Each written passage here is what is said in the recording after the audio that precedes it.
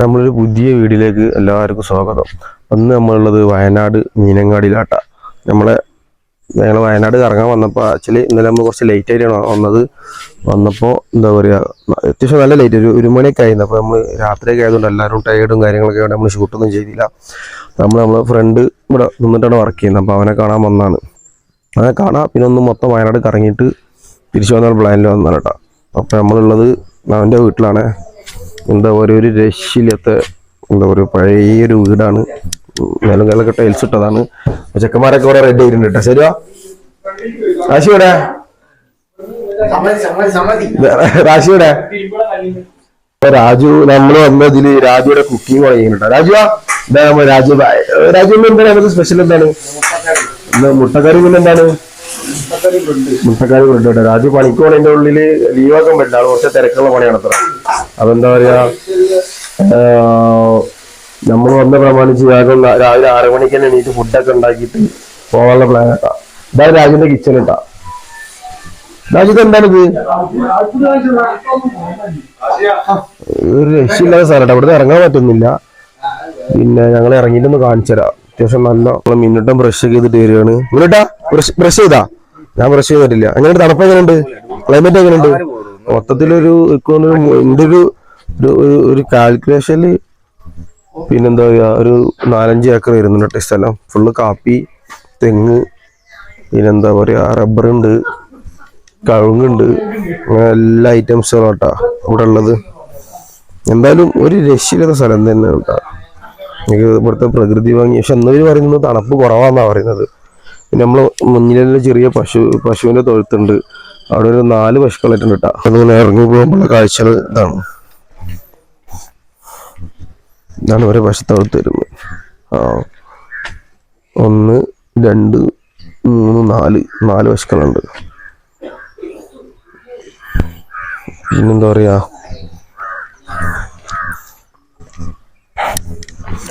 ഇതാണ് സ്ഥലം. ഫുള്ള് കാപ്പിയാണ്, കാപ്പിത്തോട്ടാണ്.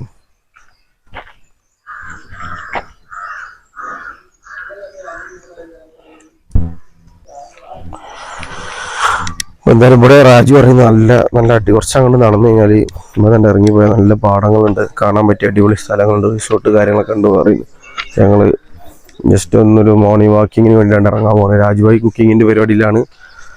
അപ്പോൾ നമ്മൾ അവിടെ ഒക്കെ ഒന്ന് കണ്ടിട്ടുണ്ട് വരാം. എന്നിട്ടൊരു 8 മണി 8 ആകുമ്പോൾ ഇവിടെ നിന്ന് കുളിച്ച് മാറ്റി ഫ്രഷ് ആയിട്ട് വേണം ഇവിടെ നടത്ത ലൊക്കേഷനിൽ പിടിക്കാനിട്ടാ. എന്നാൽ നമ്മൾ നിന്നിരുന്ന വീട് ബാക്കൊന്ന് എന്താ പറയുക, എന്തായാലും നല്ല അടിപൊളി വ്യൂ കേട്ടാ. നല്ല അപ്പോൾ പുറത്തിറങ്ങിയപ്പോഴാണ് ശരിക്കും തണുപ്പറിയണത്. ഉള്ളിൽ അത്രാണ്ട് ഇതൊന്നുമില്ല. എന്താണ് ആ വീട്?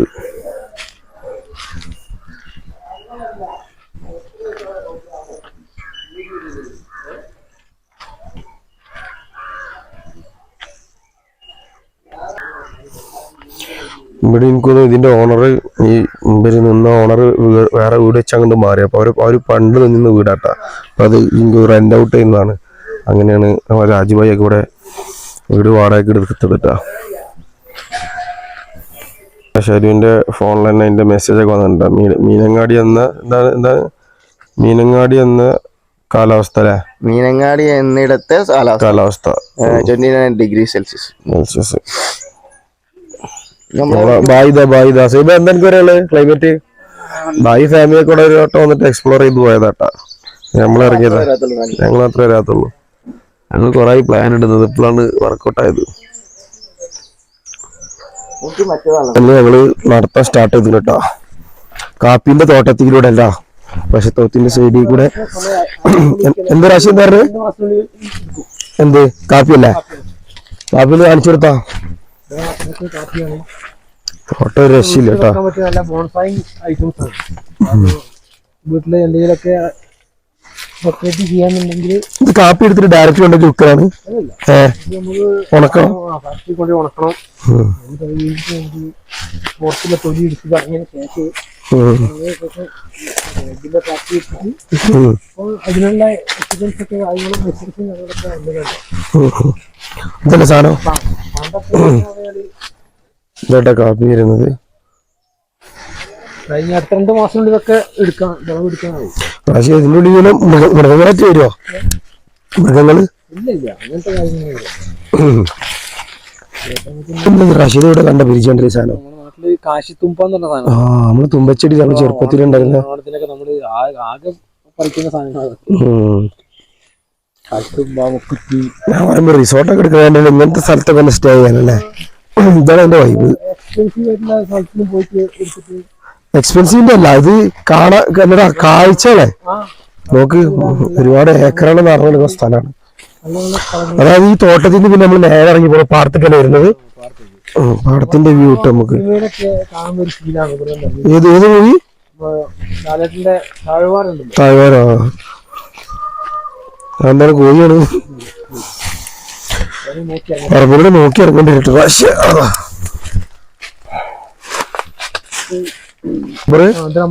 റബ്ബർ ഉണ്ടല്ലോ അതില്. റബ്ബർ കുറച്ചുള്ളൂ അല്ലേ? വേറെ കൃഷികൾ ചെയ്യുന്ന സമയത്ത് അതിന് സ്ഥലങ്ങൾ ബാക്കി വരുമ്പോ അവര് ചെയ്യുന്ന ഒരു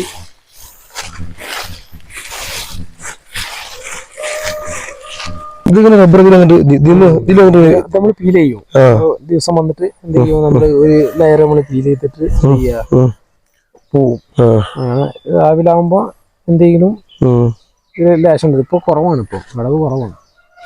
റബ്ബറിൽ വലിയ ഫോക്കസ് ചെയ്യുന്നില്ല എന്ന് തോന്നുന്നു. കാപ്പി തന്നെ മെയിൻ. നോക്കി ഇറങ്ങിക്കോട്ടെ കാശിയ.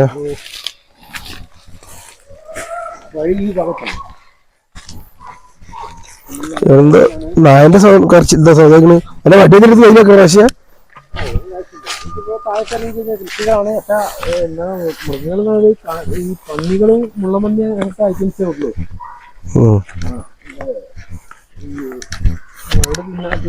എന്ത് കൃഷിയാണ് നടക്കുന്നത്? ഇവിടെ നടക്കുന്നത് കരിമ്പുണ്ട്, പിന്നെ അതുപോലെ തന്നെ കൈതിച്ചക്ക.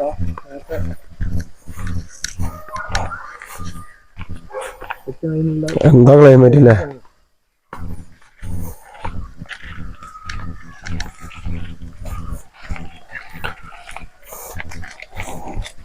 ഇറങ്ങി വരണുള്ളൂ കേട്ടാ.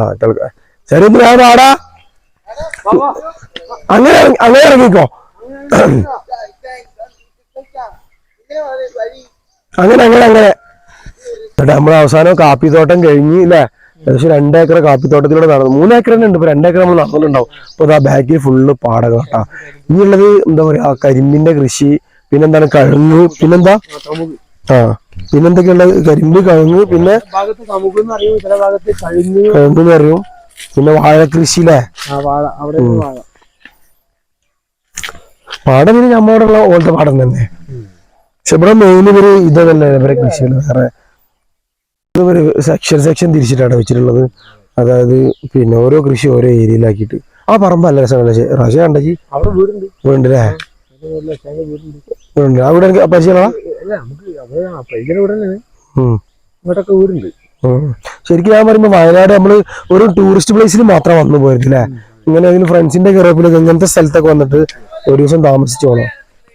ശരീരന്റെ ചെരുപ്പ് ആരോ എടുത്തു പറഞ്ഞിട്ട് ശരി പ്രശ്നം ഉണ്ടാക്കുന്നത്. അവിടുന്ന് തുടങ്ങി കഴിഞ്ഞിട്ടാ അന്നേരം നടന്നിട്ട് പോകത്ത് കൊക്കണേ. ഡീസൽ മാറി പെട്രോൾ അടിച്ചത്.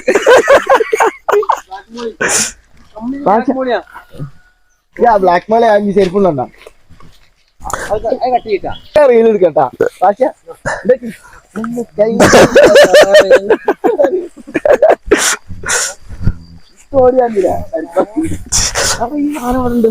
ഏത് കരിമ്പ?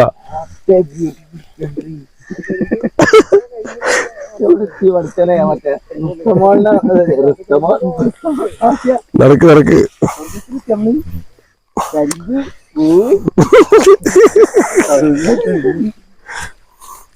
രാജുവിന്റെ മുട്ടക്കറിയും ബ്രെഡും എന്തായാവോ?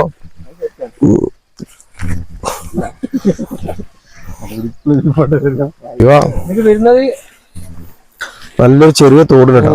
അതാ അതിലുണ്ടായിരുന്നു. ചാട് അങ്ങനെ ചാട പാറൊക്കെ. ചെറിയ വെള്ളം കണ്ട് നോക്ക്.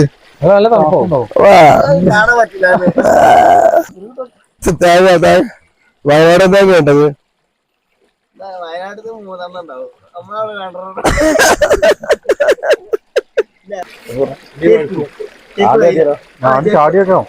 വിരലൊക്കെ വെച്ച് പിടിക്കും കേട്ടോ.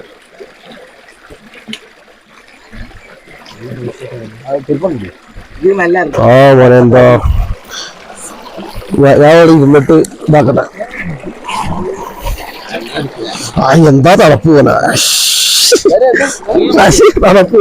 നമുക്ക് ആ പാലിന് നടക്കാണ്ട് റാശിയ ഇല്ലടാ എന്തരാ ആ കഴിഞ്ഞിട്ടിക്കണ് അത് പൊളിക്കൂല. നമ്മളെ നാട്ടിൽ അങ്ങനെ ഒരു ഇത് കണ്ടിട്ടില്ലല്ലോ. ഇതെന്ത് കൃഷി റാശിയ?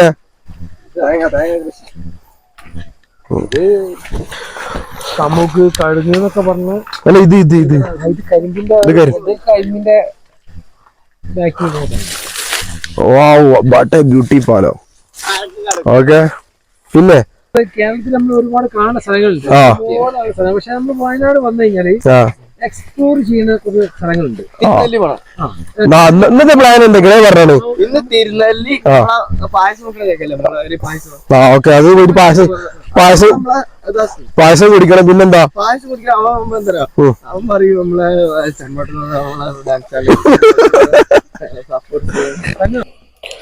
അങ്ങനെ ഏകദേശം നമ്മളൊരു 1.5 മണിക്കൂർ വാക്കിങ്ങിന് ശേഷം ടോട്ടൽ 7 ഏക്കറായിട്ട് അത് വരുന്നത്. ഏകദേശം 2 ഏക്കർ നമ്മളൊന്ന് ചെറുതായിട്ട് റൗണ്ട് അടിച്ച് അത് കഴിഞ്ഞ് ഞങ്ങൾ തിരിച്ചു പോകണം. അത്യാവശ്യം എല്ലാവരും ടയേർഡായിട്ട് നല്ല ടയേർഡായിരുന്നു.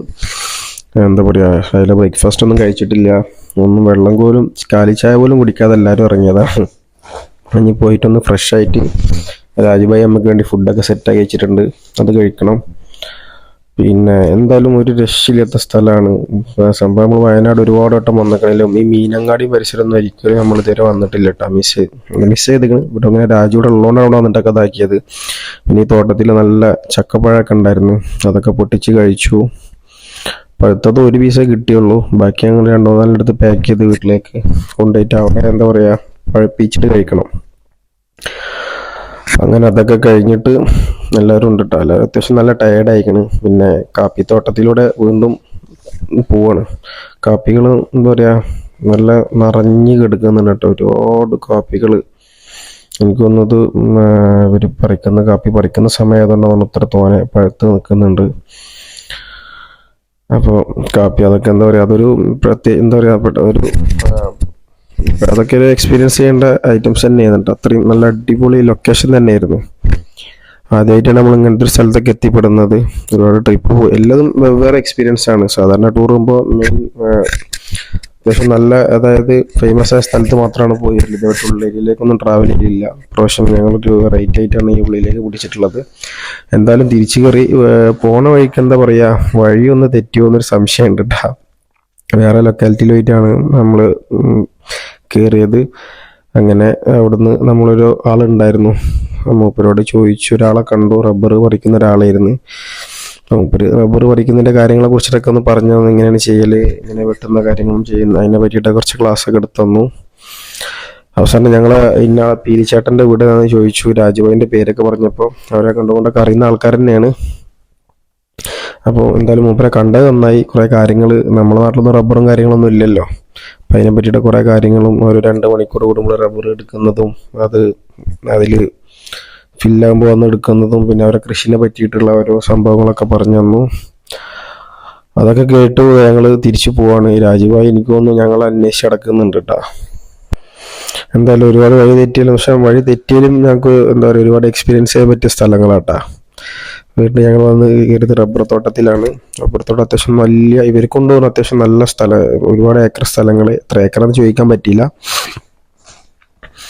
അവിടുന്ന് ഞങ്ങളിതാ ഫൈനലി രാജുഭായി ഞങ്ങളെ വിളിച്ചു വരുന്നുണ്ടായിരുന്നു. രാജുഭായിനെ കണ്ട് രാജുഭായിന് പണിക്കോണം ടൈം ആയിക്കണം കേട്ടോ. അപ്പോൾ ആൾ ഫുള്ള് സെറ്റ് ചെയ്ത് കാര്യങ്ങളൊക്കെ ആക്കി നമ്മൾ വെയിറ്റ് ചെയ്ത് നിൽക്കരുന്ന്. അത് കഴിഞ്ഞ് രാജുഭായിനെ ഞങ്ങൾ ഒരുപാട് റിക്വസ്റ്റ് ചെയ്ത് നോക്കി, പക്ഷെ ആൾക്ക് എന്തോ ഒരു എമർജൻസി വർക്ക് ആയതുകൊണ്ട് ആൾ ലീവാക്കിയില്ല. രാജുഭായിൻ്റെ വീട്ടിലെത്തി. പിന്നെ രാജുഭായിൻ ടീംസൊക്കെ ക്രിക്കറ്റ് കളിക്കുന്ന ബാറ്റും ബോളൊക്കെ എടുത്ത് തന്നു. ഞങ്ങൾ കുറച്ച് നേരം ക്രിക്കറ്റൊക്കെ കളിച്ചു. എന്താ പറയുക ക്രിക്കറ്റൊക്കെ കളിച്ചിട്ട് സത്യം പറഞ്ഞാൽ ഒരുപാട് നാളായിരിക്കും കേട്ടോ. അതുകൊണ്ട് തന്നെ ആർക്കും വലിയ പിടിയൊന്നുമില്ല, എന്നാലും ഉള്ളത് വെച്ച് അതൊക്കെ കളിച്ചു. പിന്നെ തണുപ്പ് കൂടിയോണ്ട് കുറച്ച് എന്താ പറയുക ഒന്ന് ചെറിയൊരു തീയൊക്കെ ഇട്ട് കത്തിച്ചൊരു ഒന്ന് കൂളാക്കി എടുത്തിട്ടാ. എന്തായാലും പിന്നെ അതേപോലത്തെ നല്ലൊരു എക്സ്പീരിയൻസ് തന്നെയാണ് കിട്ടിയത്. അപ്പോൾ ഇതുപോലത്തെ ഒരു വീഡിയോ നമ്മൾ ഇനി വീണ്ടും വരുന്നതാണ്. അപ്പോൾ വീഡിയോ ഇഷ്ടപ്പെട്ടവരൊക്കെ ലൈക്ക് ചെയ്യുക, കമൻറ്റ് ചെയ്യുക, നമ്മളെ ചാനൽ ഫോളോ ചെയ്യാത്തവരൊക്കെ ഫോളോ ചെയ്യുക. അതേപോലത്തെ പുതിയ വിശേഷങ്ങളായിട്ട് നമ്മൾ അടുത്ത വീഡിയോയിൽ കാണാം.